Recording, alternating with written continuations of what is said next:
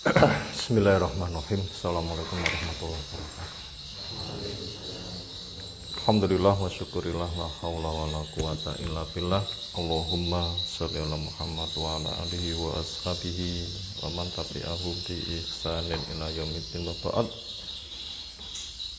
Alhamdulillah, syukur kita haturkan nikmat Allah dari sekian banyak nikmat-nikmat yang berikan, yang butuh untuk kita sebut-sebut pada kesempatan kali ini. Pertama, waktu. Karena Allah bersumpah, wal asri innal insana lafi khusrin, demi masa sesungguhnya manusia berada di dalam kerugian, illal ladzina amanu, kecuali orang yang beriman, dan seterusnya. Dan ternyata kita punya waktu. Ini nikmat yang sangat besar dan kita wajib untuk mensyukuri dengan mengisi kegiatan terbaik. Kemudian yang kedua,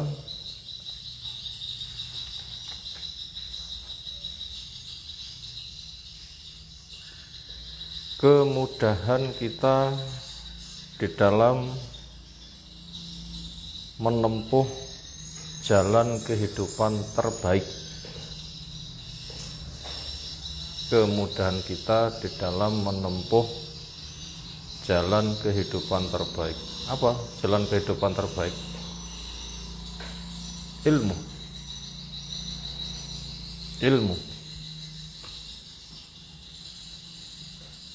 Sampai Nabi SAW menyebutkan, man salaka thoriqan yaltamisu fihi ilman sahalallahu lahu bihi thoriqan ila al-jannah. Siapa menempuh perjalanan untuk mencari ilmu, dimudahkan baginya jalan menuju ke surga.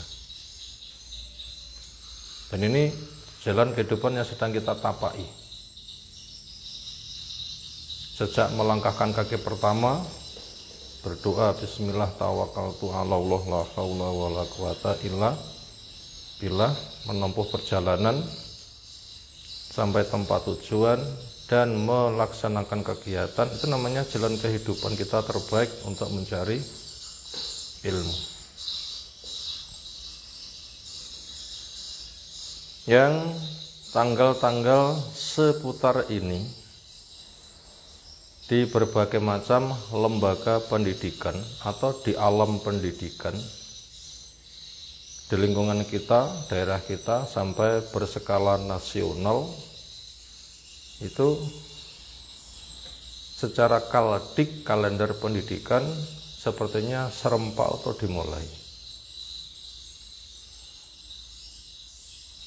Walaupun belum kegiatan normal menyeluruh, tetapi dimulai.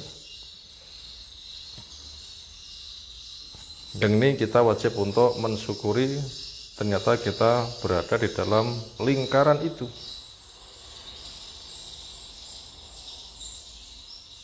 Karena Nabi kita sallallahu alaihi wasallam meninggal tidak mewariskan emas perak, jabatan kekuasaan, tetapi mewariskan ilmu. Siapa yang menjadi pewaris ilmu berarti dia pemilik warisan terbaik. Akhadha bihadzin wafirin. Dan itu akan kita bawa mati. Itu poin kedua, kenikmatan yang butuh untuk kita sebut-sebut. Tadi yang pertama tadi apa? Waktu. Yang kedua tadi apa?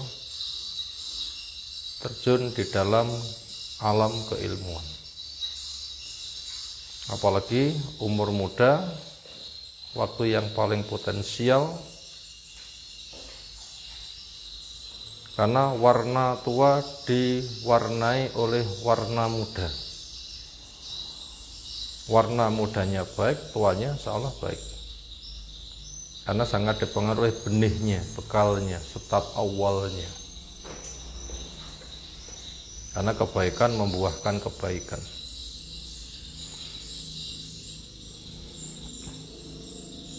Lalu yang ketiga, Semua yang kita miliki kita upayakan supaya kita siapkan meraih cita-cita tertinggi. Siapa yang telah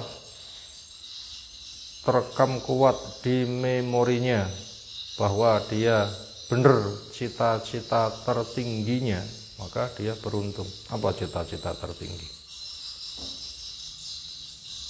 Biasanya kalau anak-anak ditimang-timang oleh orang tuanya, cuk lek gede dadi opo?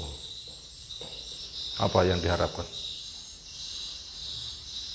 Seringnya kegiatan yang mudah pengerjakannya, bersih, di lingkup yang menarik, terhormat, hasilnya besar. Seringnya begitu. Apa contohnya kira-kira?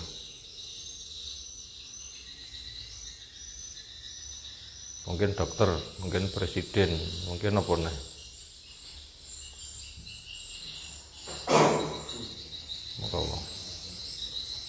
Kalau itu terjadi, itu nanti yang sukses itu terbatas.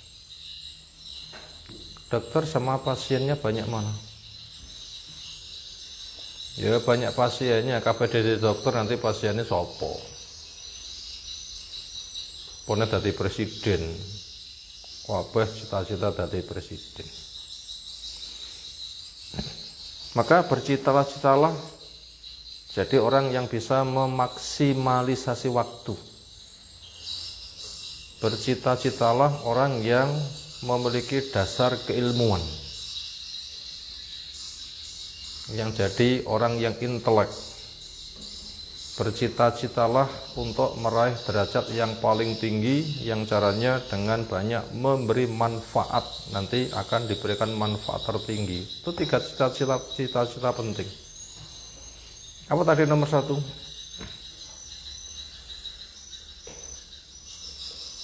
Bisa maksimalisasi waktu. 2, jadilah orang yang intelek, yang berilmu. Lalu yang ketiga, raihlah kedudukan tertinggi dengan cara memberi manfaat yang terbanyak. Karena paling tingginya derajat manusia di sisi Allah itu yang paling banyak memberi manfaat kepada lingkungan. Silahkan 3 cita-cita itu kerja keras untuk diraih. Apa tadi nomor 1? Maksimalisasi waktu. 2, jadi pribadi yang intelek, yang ilmuwan, punya dasar keilmuan yang memadai. Yang ketiga, raihlah jabatan tertinggi dengan menjadi profil yang paling banyak memberikan manfaat kepada lingkungan. Nanti akan paling tinggi di sisi Allah Subhanahu wa taala. Karena dikatakan khairun nas anfa'uhum linnas, sebaik-baik manusia. Sapa? Anfa. Apa maknanya anfa? Yang paling memberi manfaat. Kenapa? Dia isim tafdil. Apa isim tafdil? Kata yang menunjukkan makna tutup papa, paling. Nah begitu. Itu silahkan 3 cita-cita itu kerja keras diraih.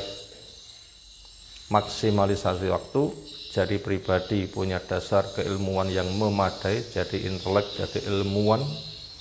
Yang 3, raihlah martabat yang paling tinggi, yaitu manusia yang paling bermanfaat kepada lingkungan. Karena hadis sudah kita sebutkan di atas, khairun nas anfa'uhum linnas, sebaik-baik manusia. Siapa? Yang paling memberi manfaat. Dan kemanfaatan yang paling mudah untuk diberikan apa? Dan itu masuk kategori sedekah. Apa?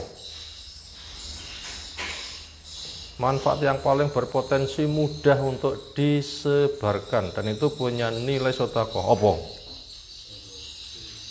Ilmu didakwahkan. ilmu didakwahkan. Itu kemanfaat sosial yang paling mudah untuk tersampai. Nggak harus berharta, nggak harus punya titel resmi, pendidikan tertinggi. Walaupun jadi penggembala, asalkan ilmu tidak pernah bisa dipisahkan, nanti akan jadi ilmuwan. Ketika dia menyampaikan, nanti akan mendapatkan derajat yang paling tinggi. Karena pesan Nabi SAW, khairukum man ta'allamal Qur'an wa 'allamahu, sebaik-baik kamu siapa? Yang mempelajari Al-Quran dan mengajarkannya. Itu terbaik. Itu paling memberikan manfaat. Dan itu sedekah. Kalau kita ketemu orang, dia suka bersedekah, seneng nggak? Mas, dalam ngapain? Saya masuk di pondok. Sudah kerasan belum? Belum. Masih nangis ya? Agak gitu ya. Biasanya obatnya apa? Seneng jajan gitu loh ya. Uangnya masih atau habis? Hampir habis. Nih, saya berikan uang saku, nanti lah kangen rumah beli jajan, nanti biar nggak nangis. Misalnya ada orang itu seneng sedekah. Seneng nggak gratis sedekah ya orang? Tentunya senang, karena Allah mengangkat tinggi-tinggi derajatnya. Yadul a'la afdalu min yadis sufla. Tangan di atas, apa maknanya tangan di atas? Memberi. Lebih baik daripada tangan di bawah. Apa tangan di bawah? Menerima atau meminta-minta. Menerima saja kurang baik, walaupun tidak meminta-minta. Apalagi meminta-minta. Dan itu akan menjadi manusia yang paling dicintai. Ada sahabat yang tanya pada Nabi SAW, minta ditunjukkan amal yang dampaknya Allah mencintainya, dampak lingkungannya, makhluk akan mencintainya. Apa gue? Zuhud. Apa itu zuhud? Secara gampang, zuhud itu adalah langkah berdasarkan ilmu untuk mengambil manfaat dan meninggalkan madarat. Langkah atau sebuah sikap berdasarkan ilmu untuk menggapai manfaat dan meninggalkan madarat. Itu masuk wilayah zuhud. Sebuah sikap berdasarkan ilmu untuk meraih manfaat, meninggalkan madarat. Pokoknya kita punya ilmu, ngerti melangkah, yang baik kita kerjakan, yang nggak baik kita tinggalkan. Itu zuhud. Nah, zuhud berkaitan masalah harta.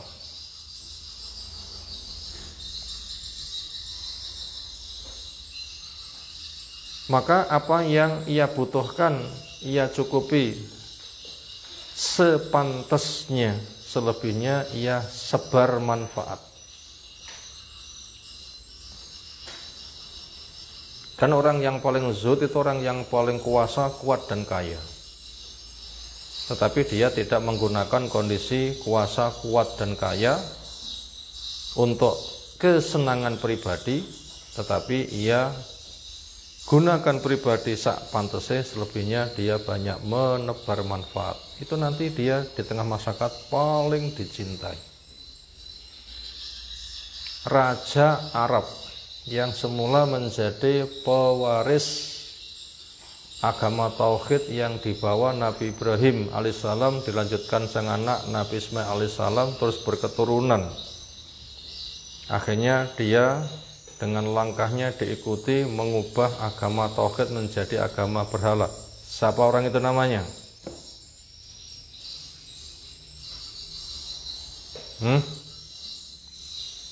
Yang Nabi SAW ketika ditanya gimana nasib dia, dia sedang nyeret ususnya di neraka. Sapa jenenge? Amr bin Luhayy al-Khuzai. Apa gebrakan yang ia laksanakan? Langkahnya secara sebab sosial mudah diikuti. Apa? Dermawan. Setiap hari mesti menyuguhkan piring besar penyembelian, bisa dibilang ya masyarakat menikmati hidangan. Secara teori politik, siapa-siapa yang bisa ngurus perut masyarakat itu biasanya diikuti. Nah begitu. Ternyata dia begitu, kaya raya, banyak memberi. Dan ternyata rahasia ini menjadi ketetapan apa yang Allah jadikan rahasia. Siapa yang memanfaatkannya punya dampak besar, sampai itu juga langkah Nabi Shallallahu Alaihi Wasallam.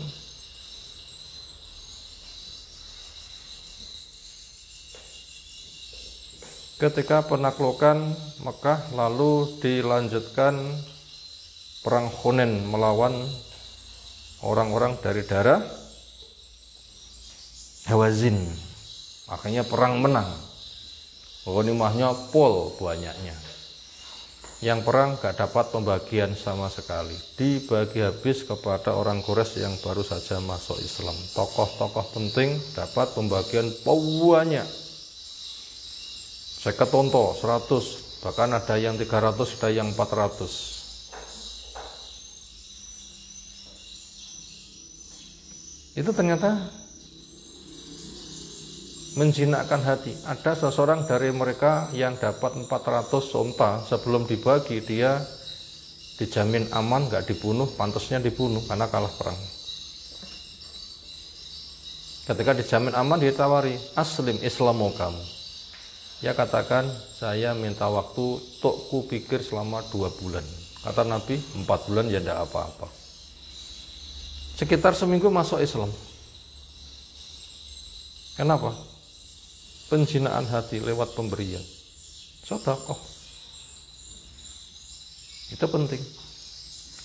Maka siapa yang senang sedekah terhadap orang yang zuhud, karena memberi, dan memberi, itu nanti akan dicintai oleh manusia.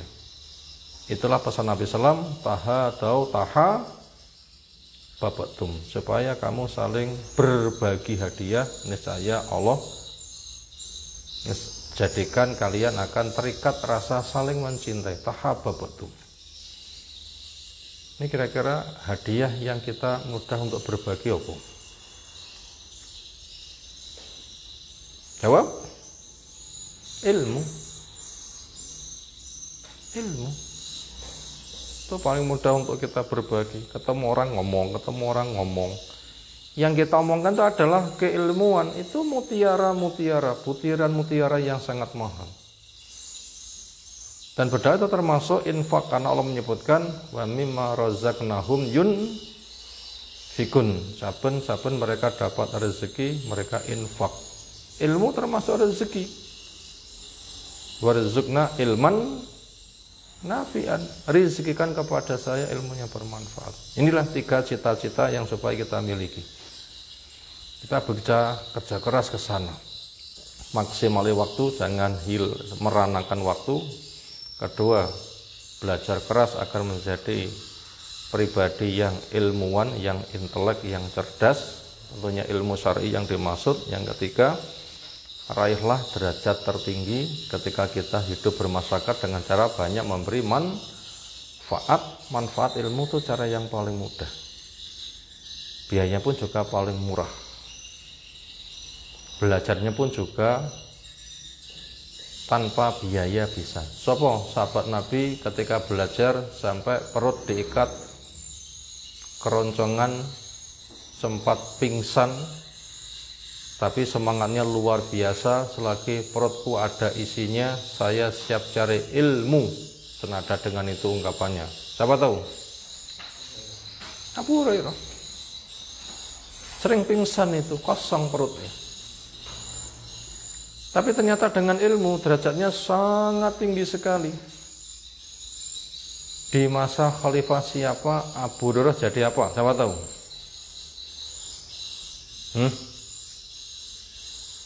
di masa Khalifah Umar, gubernur di Bahrain.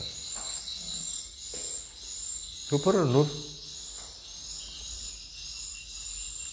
kelasnya raja tingkat provinsi, ya kan?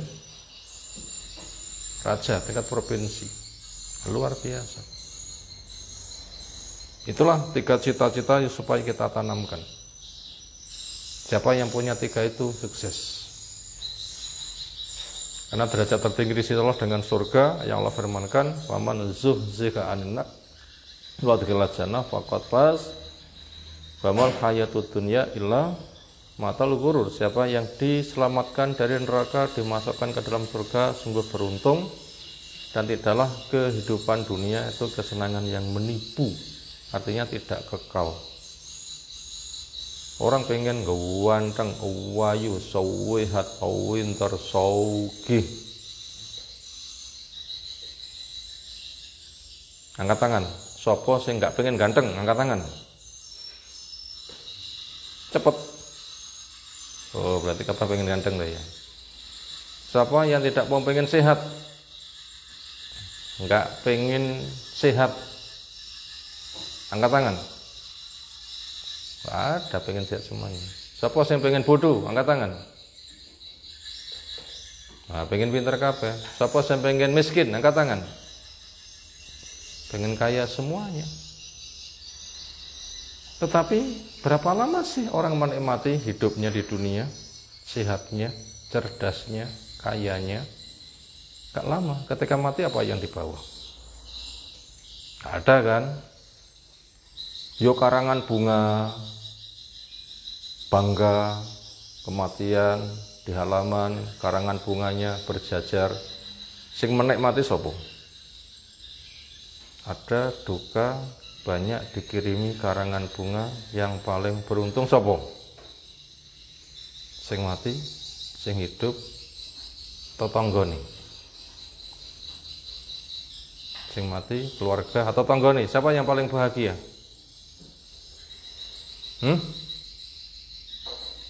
Sing mati emangnya tahu, keluarga nih kan masih dirundung tangis. Siapa kalau gitu yang beruntung? Bakul kembang. Siapa paling beruntung? Ya bakul kembang, nggak perlu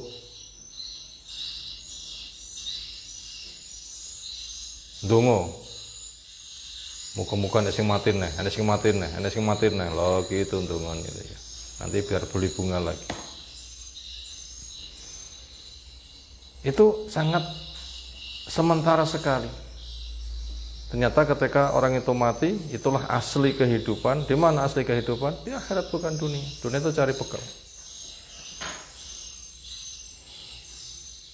Maka siapa yang dapat derajat yang paling tinggi, ya tadi, diamankan neraka, dimasukkan ke dalam surga. Dunia ya hanya sebatas itu. Makanya keilmuan nanti mendapatkan derajat tertinggi. Allah menjelaskan, yarfa'illahu alladzina amanu minkum waladzina utul ilma darajat. Allah mengangkat derajat tinggi-tinggi. Sopo yang diangkat derajat tinggi-tinggi? 1, orang yang beriman. 2, yang berilmu. Iman tujuan, ilmu sebagai sarana. Siapa yang pengen imannya kuat harus mencari ilmu. Terus semisal iya karena butuh, iya karena stain.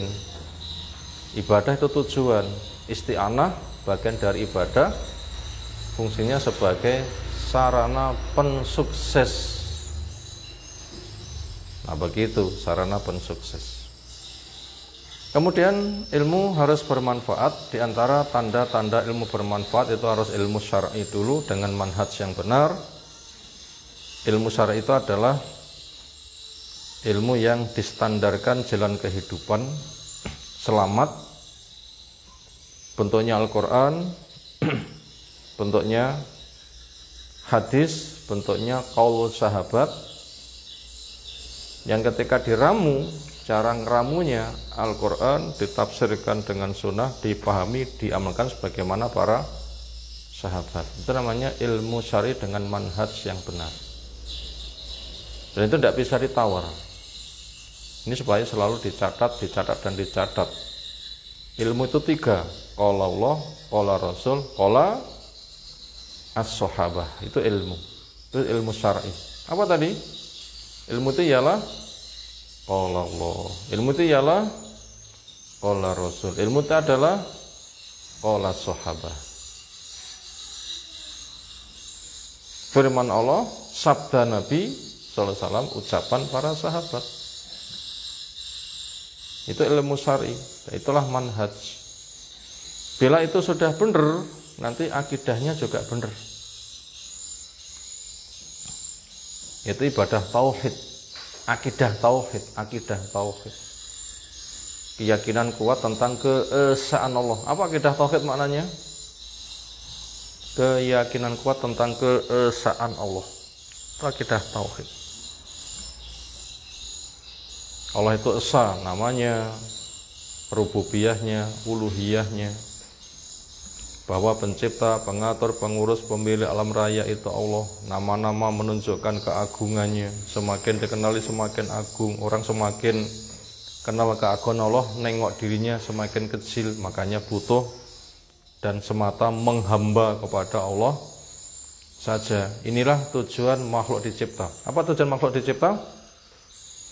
Bertauhid. Apa mana bertauhid? Menjadikan Allah itu satu-satunya. Entah yang diibadai, syariat yang dipakai, rahmat yang dicari. Yang Allah firmankan, wa ma khalaqatul jinna wal insa illa liya'budun. Tidak dicipta jin dan manusia kecuali untuk beribadah, yaitu liyuwahidun, mengesahkan Allah. Bila akidah sudah benar, nanti akan membuahkan perilaku yang benar. Tanahnya bagus, subur, kebutuhan gizi yang ada di tanah oleh tumbuh-tumbuhan tersedia, matahari terbuka, angin pun juga bisa mengalir dengan baik, airnya cukup. Itu namanya fondasi. Itu apabila ditabur benih, subur enggak? Ditabur benih subur enggak? Subur insyaallah. Maka apabila akidah sudah benar, ibaratnya tanah yang bagus, nanti ditabur benih subur. Makanya tanda orang itu bertauhid, ibadahnya bagus. Tanda tanah itu bagus, pohonnya subur. Semisal kan, itu tamsil, peragaan untuk memudahkan pemahaman. Oh, di daerah anu itu tanahnya subur. Kok tahu? Buktinya tanamannya luar biasa. Oh, di daerah anu itu gersang. Kenapa? Tanamannya merana di dalam tumbuh berkembangnya. Makanya akidah yang benar membuahkan ibadah yang benar. Lalu perbuatan badan manusia ketika dia menghamba kepada Allah, amal apa yang paling utama? Jawab, amalan badan manusia ketika menghamba kepada Allah. Apa amalan badan yang paling utama? Jawab, sholat. Itu rukun Islam. Yang kedua, pertama kedua itu selalu berangkai akidah yang benar, dan sholat itu bagaikan tanah yang subur, tanam namanya mekar dengan bagus. Dua itu tidak bisa dipisah. Tanaman subur tanpa tanah nggak mungkin. Tanah subur tanpa ada tanaman, untuk apa punya tanah? Ada tanah tapi nggak subur, berarti tanah itu gersang. Yang dicari tanaman subur, berarti paham tanahnya bagus. Makanya bagusnya ibadah ditopang di atas akidah. Tanda akidah yang benar, ibadahnya bagus, yaitu sholat. Dan itu menjadi syiar Islam tergede, alamat keislaman, tanda keislaman terbesar.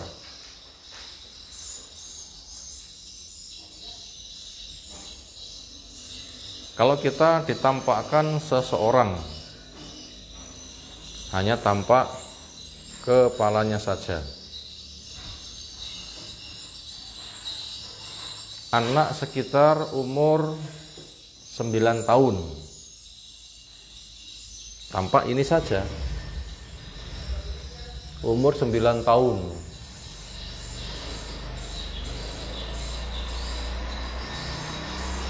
Cara membedakan laki-laki dan perempuan apa?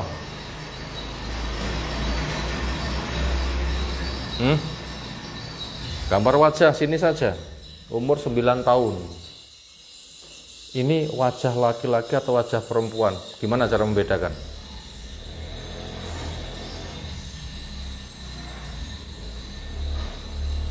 Gimana membedakan? Mudah atau sulit? Ini saja yang tampak ini. Wajah umur berapa? 9 tahun. Masuk kategori amrod. Berarti belum masuk masa balik, tapi sudah meninggalkan masa kekanak-kanakan. Hanya ini saja yang tampak. Membedakan laki atau perempuan mudah atau sulit? Mudah apa sulit? Saya yakin sulit. Baru mudah itu perempuan, nah, ada antingnya. Oh, perempuan itu ada apa? Antingnya, ya kan? Itu laki-laki apa? Ada kumis jenggotnya.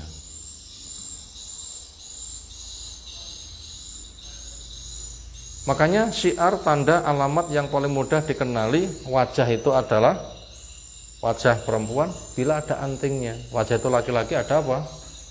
Kumis jenggotnya. Di sebuah masyarakat, itu masyarakat Islam, apa tanda yang mudah dipahami? Penduduk daerah sini itu beragama Islam. Pada itu belum tanya, hanya lewat saja, mungkin kenal pertama kali, kok ngerti itu daerah Islam, apa tandanya?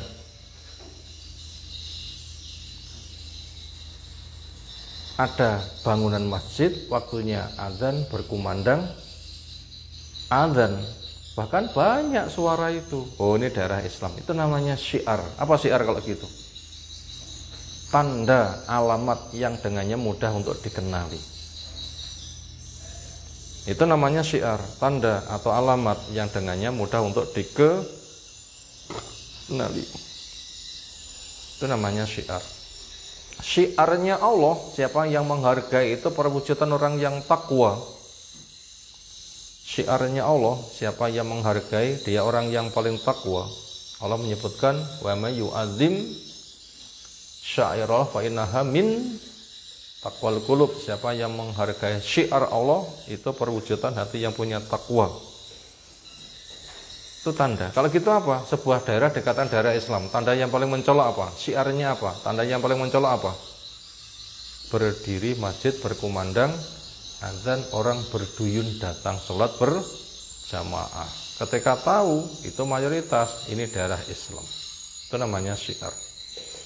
Makanya sholat itu merupakan rambu-rambu yang paling penting, alamat yang paling penting. Pribadi akidahnya bagus itu berada pada sholat. Itu berada pada sholat. Sholatnya bagus, tanda akidahnya bagus. Sholatnya nggak bagus, tanda akidahnya nggak bagus. Kemudian sholat itu yang menjadi materi pembukaan kegiatan kita kali ini adalah fikih, membahas masalah syarat-syarat sholat. Insyaallah kita nanti akan sampaikan ada sekitar 9 syarat-syarat sholat. Ada 9 syarat-syarat sholat.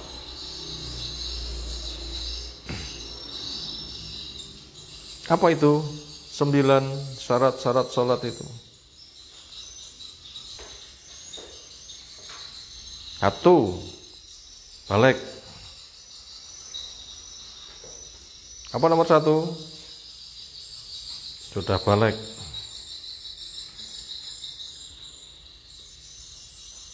2, harus beragama Islam.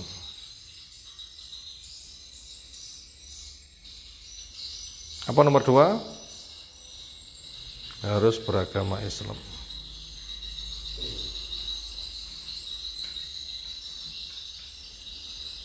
Yang ketiga, berakal.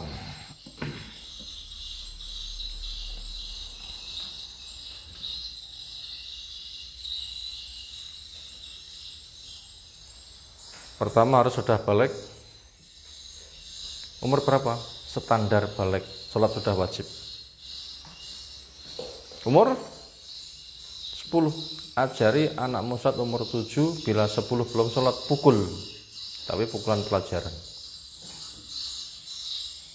Artinya sudah dipahamkan nanti akan terkena hukuman.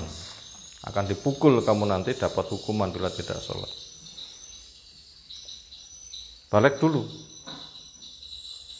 10 sudah tegak, 7 sudah latihan. Awalnya sudah sejak dari bayi, lingkungan yang baik, biasa mendengar, melihat yang baik, dibimbing untuk menyuarakan yang baik, bahkan nanti banyak talqin, dengan dibacakan ayat dia mengikuti sehingga banyak hafalannya, bacaan ini itu, bahkan dikuasakan bahasanya. 7 mulai praktek.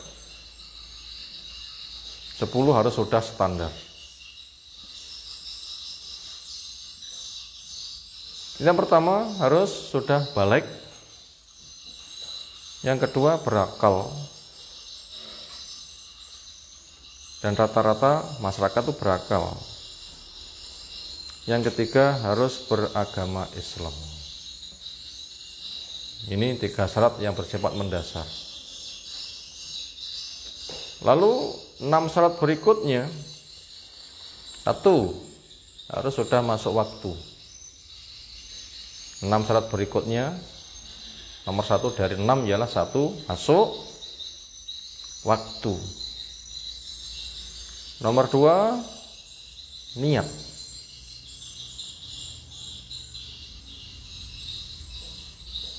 Nomor 3, suci dari hadas besar maupun kecil.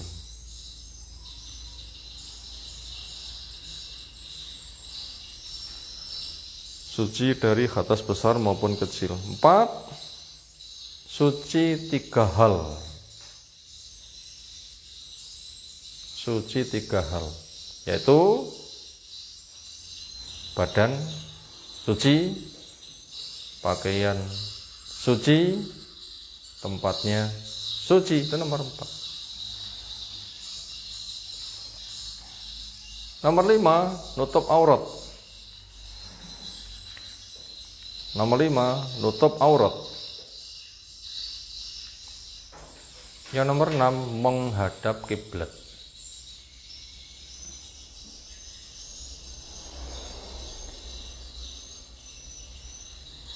Jadi dari 3 syarat kita bagi 2. 3 pertama ini syarat mendasar, 6 sisanya syarat spesial.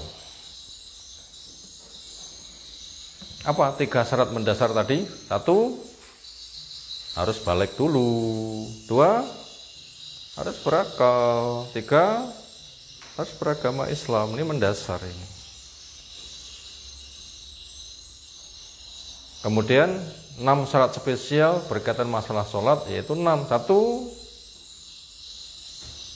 masuk waktu. 2, niat. 3, suci dari hadas besar maupun kecil. 4, suci 3 hal. Apa 3 hal itu? 1, badan. 2, pakaian. 3, tempat. Nomor 5, nutup aurat. 6, menghadap kiblat.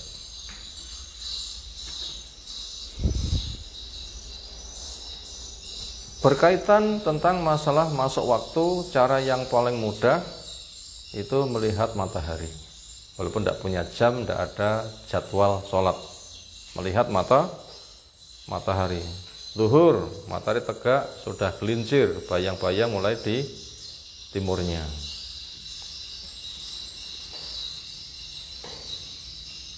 Benda ditegakkan, matahari sudah di sana, bayang-bayangnya sudah di timurnya. Untuk hari-hari jam berapa? Hari-hari ini 11 lebih 40-an menit. Itu bisa berubah-ubah lah masalah jamnya itu. Tapi standar itu ada matahari. Asar ketika tinggi benda sama panjangnya bayang-bayang, panjangnya bayang-bayang sudah mulai lebih panjang dikit, itu sudah mulai masuk. Kalau masih persis panjang bayang-bayang sama tinggi benda, itu penghabisan zuhur. Kalau sudah lebih panjang sedikit bayang-bayang berarti sudah masuk asar. Maghrib ketika matahari sudah tenggelam sempurna. Ini misalnya mataharinya, tampak kan? Ke bawah, ke bawah, ke bawah, ke bawah, ke bawah. Tambah nggak bundarnya? Mana mataharinya? Ini peragaannya, tapi ini hasilnya air. Ini peragaannya. Ini mulai tenggelam mulai tenggelam ya. Ini sudah asar habis, mulai tenggelam ini. Nah, orang munafik sholatnya di sini. Hampir tenggelam akhirnya tergopoh-gopoh. Kenapa? Berburu waktu, akhirnya cepat. Ini sudah mulai masuk begini, ini sudah mulai habis. Nah, bundaran mata sudah ada tampak ini maghrib. Ini kira-kira suasana masih terang beneran nggak suasananya? Masih, tetapi bundarnya matahari sudah habis. Ini sudah masuk maghrib. Isya, mega merah sudah hilang dan bintang sudah mulai tampak bersinar terang. Waktu utama Isya habis kapan? Waktu utama, yang habis waktu utama jam berapa? Kira-kira sekitar jam 10-an, setengah 11. Itu habis waktu utama. Tapi waktu Isya jam 12 ya masih boleh-boleh saja. Tapi orang itu sudah waktunya tidur. Makanya tidur sebelum Isya dibenci, ngobrol sesudah Isya juga dibenci. Subuh untuk kita ngecek sulit karena melihat fajar, cahaya matahari melintang kayak benang. Kondisi timur yang gelap, nanti ada kayak benang melintang begitu. Itu mulai fajar subuh. Untuk persisnya sekarang sulit. Yang menyebar di masyarakat yang sudah tertulis di jadwal sholat jam berapa hari-hari ini. Jam 5.30-an. Ada yang mengatakan itu terlalu cepat. Ada yang mengatakan betul-betul sudah masuk waktu subuh itu ketika 20 menit berikutnya. Dan ini menjadi khilaf mendunia. Termasuk di Masjidil Haram pun juga belum ada penyelesaian, maka penyelesaiannya antara azan yang tertulis di jadwal, dikumandangkan azan, untuk sholatnya diberikan jarak sekitar berapa? 20 menit baru iqomah. Dan itu belum selesai kayak khilafnya. Itu tadi tentang masalah masuk waktu. Itu 6 syarat, itu yang pertama. Yang kedua niat. Niat itu maknanya qasdul qalbi lirtikabi syai', hati punya maksud untuk melakukan sesuatu. Hati punya maksud melakukan sesuatu. Perut lapar, hawa panas, tenaga sudah habis. Ketika melihat di meja makan sudah ada menu tersaji istimewa. Sederhana saja hebat, apalagi istimewa. Kemudian disilakan makan. Setiap diri pengen makan enggak? Setiap diri pengen makan enggak? Pengen itu namanya niat. Gak usah ngomong nawaitu aklat to'ami bikhamsina luqmatan fardholillahi ta'ala gitu. Betul nggak diucapkan? Nawaitu akla to'am khamsina aklatan fardhulillah ta'ala. Betul nggak ngomong begitu? Saya berniat untuk makan satu jatah 50 kali suapan dalam rangka mencari ridha Allah. Betul nggak diungkapkan? Selama ini ketika makan sudah punya niat belum? Siapa tadi pagi belum sarapan? Angkat tangan. Tadi sudah niat belum? Ya, sudah. Bilang apa tadi? Nawaitu akla to'am gitu ya. Kok sudah mengatakan punya niat? Apa tadi niatnya? Kayak bilang nawaitu akla to'am itu enggak terungkap, tapi katanya sudah punya niat. Apa tadi bentuk niatnya? Perut lapar, sudah ada hidangan, disilahkan ngambil piring, yang mendorong itu adalah niat.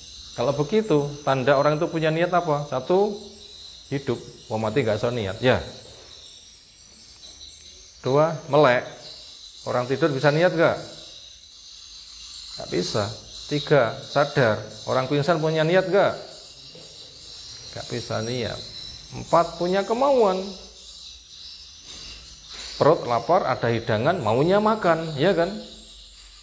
Itu namanya punya kemauan. Nomor 5, ingin melaksanakan kemauan. Maka itu sudah masuk pada wilayah niat. Sudah masuk pada wilayah niat. Dan itu tidak usah diucapkan. Sudah punya wudhu, sholatnya sudah siap, langsung takbir, Allahu Akbar. Lalu syarat nomor 2 sudah, niat nomor 3 suci dari hadas kecil, hadas besar. Hadas kecil dengan wudhu, hadas besar dengan mandi. Itu mungkin sudah dipraktekkan selama ini dan diupayakan wudhu itu airnya hemat. Diupayakan sekira bisa pakai gayung sehingga mencawuknya nanti betul-betul hemat. Bila nggak pakai gayung, ketika sedang nggak dibutuhkan, kerannya ditutup. Membasuh wajah gini, ini bila kerannya ngilir terus, berapa banyak air yang terbuang sedang membasuh begini? Banyak kan? Sedang tangannya begini, kerannya terus mengalir, berapa banyak air yang terbuang? Banyak kan? Diupayakan ketika tangan sudah basah, mau mengusap, kerannya ditutup dulu. Ketika begini, nggak ada air yang terbuang. Hemat kan? Syukur-syukur nanti ketika membasuh itu pakai cawukan. Satu cawukan dialirkan, gosok-gosokkan. Cawuk lagi, dialirkan, gosok. Diupayakan segini bisa untuk wudhu. Siapa sudah praktek wudhu dengan jumlah air seukuran gelas ini, angkat tangan. Silakan nanti praktek. Caranya, tuangkan saja. Secukupnya menampung, jangan tumpah. Gosok-gosokkan. Tangan begitu, tuangkan, alirkan. Rata. Orang ngecat tembok, bawahnya kering atau mengalir cat. Orang ngecat tembok, lantainya kering atau mengalir cat. Ya kering. Kalau kita punya pemahaman ngecat tembok itu hemat, wudhu diupayakan hemat. Basah diupayakan nggak sampai banyak percikan. Lek cat nggak boleh ada percikan, ya kan? Hemat nanti. Kemudian mandi besar tentunya sudah dipahamkan. Kemudian syarat berikutnya suci bajunya, suci badannya, suci tempatnya. Makanya baju kita dijamin suci. Ketika kencing jangan ada percikan, maka lantai disiram, air mengalir, kencingnya nempel di lantai sehingga tidak ada percikan. Karena bila sampai menimpa baju, anggota badan, nanti wudhunya tidak sah, sholatnya juga tidak sah. Hati-hati. Kemudian sesudah masuk waktu, niat, suci khatas besar kecil, suci 3 hal. Nah, berikutnya menghadap kiblat. Nutup aurat dulu, nutup aurat. Dan insya Allah kita paham makna menutup aurat. Kemudian yang terakhir apa? Menghadap kiblat. Bila sudah siap baru sholat dimulai. Allahu Akbar. Ini tema yang kita sampaikan pada jatah yang dijatahkan kepada saya. Temanya tentang fikih, tentang syarat-syarat sholat. Jumlahnya ada 9. Telah kita sampaikan muqaddimah tentang cita-cita, tentang mensyukuri waktu dan sebagainya. Ketika sudah terangkai, akhirnya kita masuk pada pembahasan dan sudah tersampai. Semoga apa yang telah disampaikan Allah memberikan pembekalan baik untuk kita semuanya. Walhamdulillahirabbil alamin. Subhanakallahumma bihamdika asyhadu an la ilaha illa anta astaghfiruka wa atubu ilaik. Assalamualaikum warahmatullahi wabarakatuh.